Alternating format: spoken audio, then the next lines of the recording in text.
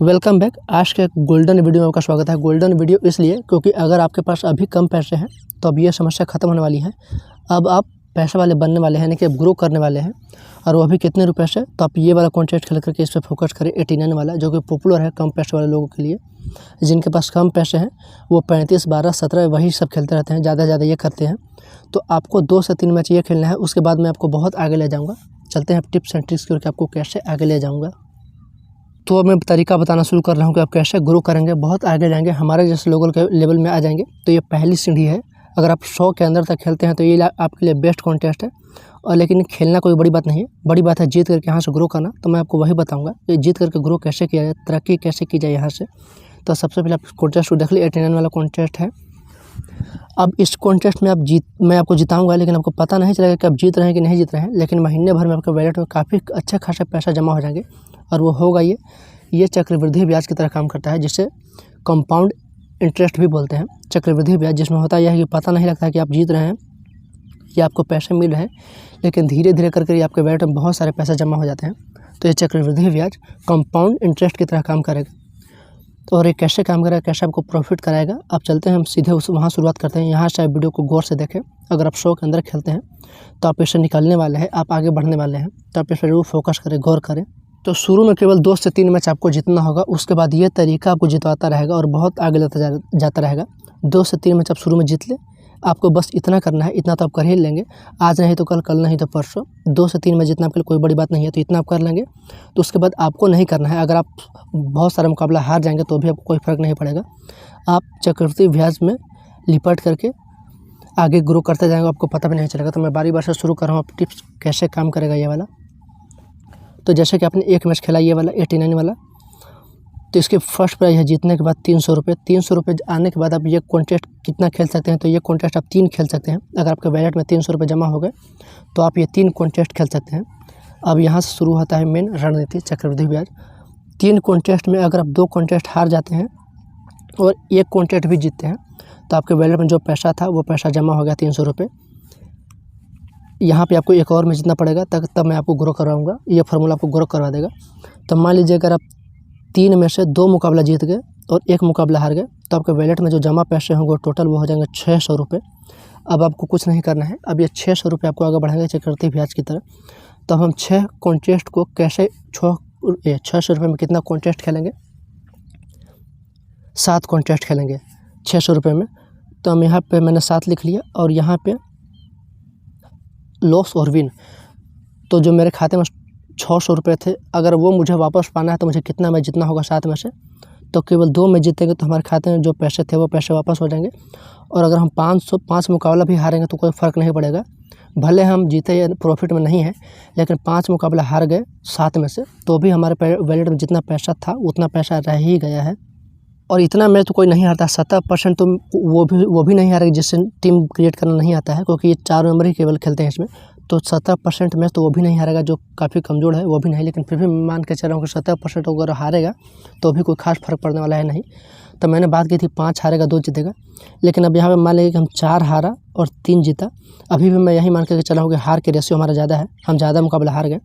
तो भी अब देखिए जो मुकाबला हम जीते हैं 3 मुकाबला, तो इसकी बदौलत हमारे वैलेट में कितना पैसा जमा हो जाएगा 300 के हिसाब से 900 रुपये। तो जो पहले हमारे पास 600 रुपये था, 60 से 65% मैच हारने के बाद भी मेरे पैसे वैलेट में वो 600 रुपये 900 रुपये बन गए। अब ये बात आपको भी पता नहीं चली होगी, लेकिन ये अब चक्रवृद्धि ब्याज आपकी टीम पे लग गया है। आपके वैलेट से ये कनेक्ट हो चुका है चक्रवृद्धि ब्याज। आप 89 से कहाँ पहुँच गए, 900 पहुँच गए। जबकि मैं 60 से 65% से लेकर के 70% तक ये मान के चल रहा हूँ कि हमारी टीम हारेगी, ये हार ही जाएगी, हार ही जाएगी। मैं लो से लो विनिंग परसेंट की बात कर रहा हूँ, उसके बाद ग्रो की बात कर रहा हूँ। तो 65% मैच हारने के बाद भी बड़े आराम से आप 89 से लेकर के 900 तक चले गए। अब आप इससे पीछे जा ही नहीं सकते हैं, कभी नहीं। तो जो 900 रुपये है, अब हम 900 में कितना मुकाबला खेल सकते हैं, तो देखिए यहाँ पे कहाँ लिखा हुआ है, यहाँ पे 10 मुकाबला लगभग खेल सकते हैं। 89 गुना 10, तो लगभग इससे हम 10 कॉन्टेस्ट खेल सकते हैं। तब 10 कॉन्टेस्ट का कैलकुलेशन देख लीजिए कि अगर 10 में से हम कितना मैच जीतेंगे कि हमारा पैसा 900 रुपये वापस आ जाएगा। तो 10 में से केवल 3 मैच जीतेंगे तो हमारा पैसा पूरा वापस आ जाएगा। अगर हम 7 मैच हार जाते हैं उसके बाद भी, 10 में से हम 7 मैच हार रहे हैं और फिर भी उसके बाद भी मेरे वैलेट में जो पैसा था वो रह ही जाता है। तो देखिए यहाँ भी कोई लॉस नहीं और ये कोई बड़ी बात नहीं है 10 में से 3 मुकाबला जीतना। मैं यहाँ पे 7 हार मान करके चल रहा हूँ और 7 कोई नहीं हार सकता, लेकिन फिर भी मैं मान के चल रहा हूँ। तो अब यहाँ से हम अगर एक स्टेप आगे जाते हैं कि अगर हम इसमें से 4 मुकाबला जीत लेते हैं और 6 हार जाते हैं, यानी कि हार का रेशो ज़्यादा है, हार का अनुपात ज़्यादा है, अभी भी मैं यही मान के चल रहा हूँ कि हम ज़्यादा मुकाबला हारेंगे, हार ही जाएंगे, हमारी टीम हार जाएगी। तो इसके बाद भी हमारे वैलेट में अब कितना जमा हो जाएगा, 300 के हिसाब से 1200 रुपये हो जाएंगे, जो कि पहले 900 था, अब वो 1200 रुपये हो गए। ये सब चक्रवृद्धि ब्याज का फॉर्मूला यहाँ पे काम कर रहा है। 60% से ज़्यादा मैच हारने के बाद भी आपका पैसा यहाँ पे 1200 रुपये हो गए। अब इससे पीछे जा ही नहीं सकते हैं। अब मैं ये कैलकुलेट कहाँ तक करूँ, 15, 17, 20 मैच तक करूँ तो भी ये इसी तरह से बढ़ता रहेगा। अगर आप एक एक मुकाबला केवल जीतते रहेंगे, आधा से अधिक मुकाबला हार करके अगर आप एक एक मुकाबला जीतते रहेंगे तो आपके वैलेट में 300, 600, 900, 1200, 1500, 1800, 2100 ऐसे पैसे जमा होते जाएंगे। अब मान लीजिए मेरे वैलेट में 3000 रुपये जमा हो गए, 3000। अब 3000 रुपये कैसे जमा हो गए, मैं ये भी नहीं मान के चलूँ 70% मुकाबला मैं जीत रहा हूँ, नहीं, 70% मुकाबला हम हार रहे हैं तो हमारा पैसा वहीं का वहीं रह जा रहा है वैलेट में, कोई नुकसान नहीं। अगर हम 65% मैच हार रहे हैं तो 300 के हिसाब से हमारे खाते में 300 रुपये बढ़ते जा रहे हैं। हर मैच के बाद, हर कॉन्टेस्ट के बाद 300 रुपये बढ़ते जा रहे हैं। आगे मैं एक और टिप्स दूंगा, टीम कैसे क्रिएट करना है और एक मैच में कितना कॉन्टेस्ट खेलना है वो मैं आगे बताऊंगा। लेकिन फिलहाल मैं बता रहा हूँ कि 65% मुकाबला हारने के बाद भी हम धीरे धीरे 300 बढ़ाते बढ़ाते 3000 तक पहुँच गए।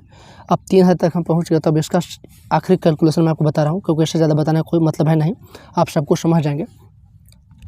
तो 3000 में हम कितना कॉन्टेस्ट ज्वाइन कर सकते हो, तो लगभग 33 कॉन्टेस्ट ज्वाइन कर सकते हैं, 33 कॉइंट 3000 में।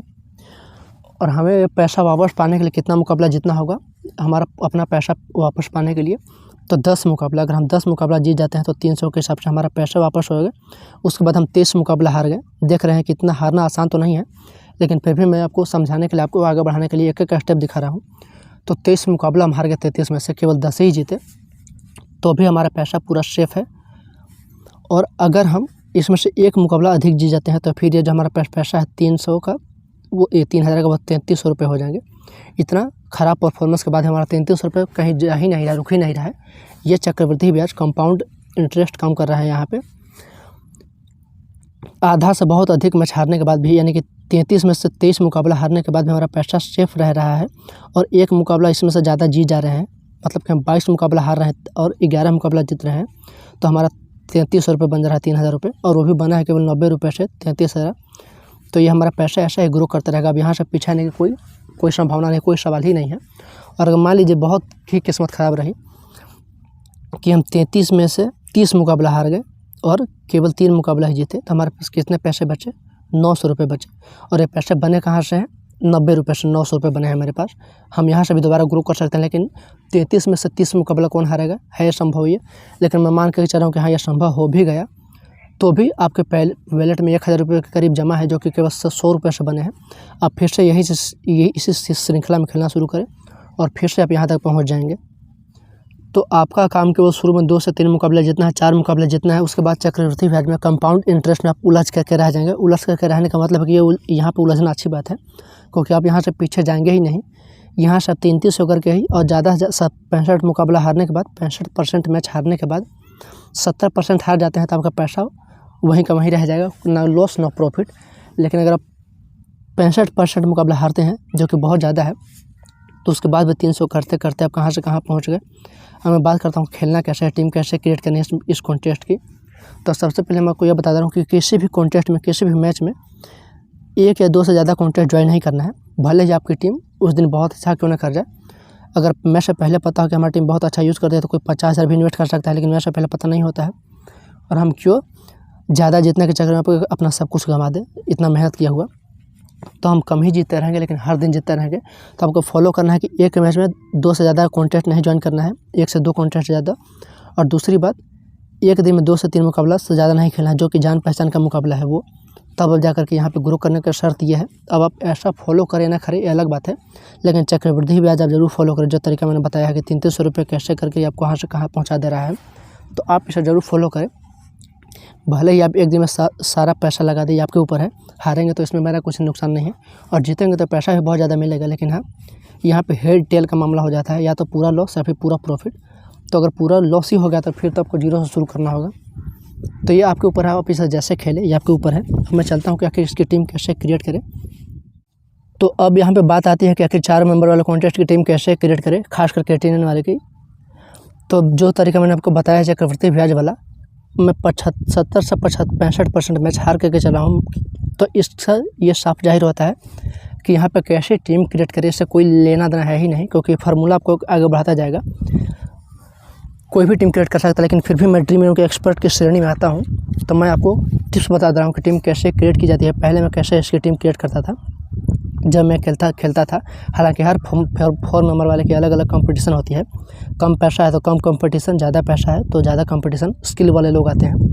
तो 89 की जो परफेक्ट टीम मैं पहले बनाता था, आज भी वो फार्मूला काम करता है। तो वो इस प्रकार से होता है। आपको जो लगता है कि सामने वाले ने जिस खिलाड़ी को टीम में शामिल किया होगा, आपको उसको करना ही करना है।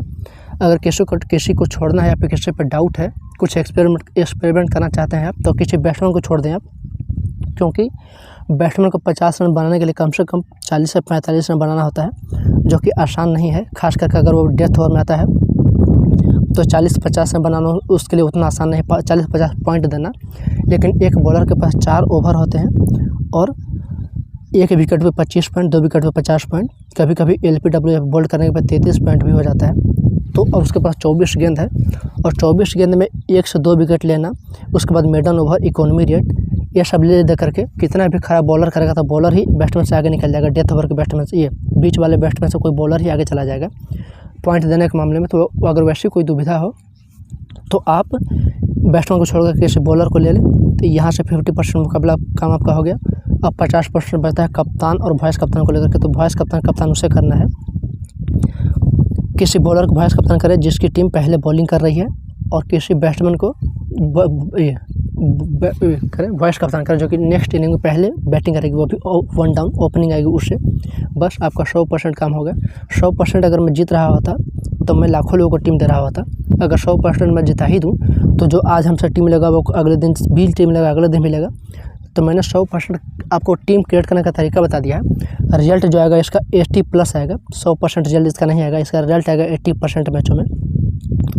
अगर 18 आया करके 70% भी आता है, 60% भी आता है, 50% भी आता है, तो आप काफ़ी जीत लेंगे। क्योंकि मैंने आपको बात की है कि आप 65% मैच हार जाएंगे, 65 हार जाएंगे, 35 जीतेंगे, तो भी आप धीरे धीरे करके बहुत आगे ग्रो कर जाएंगे। तो यहाँ तक फिर भी आप ये जो तरीका है टीम क्रिएट करने का, वो 70-80%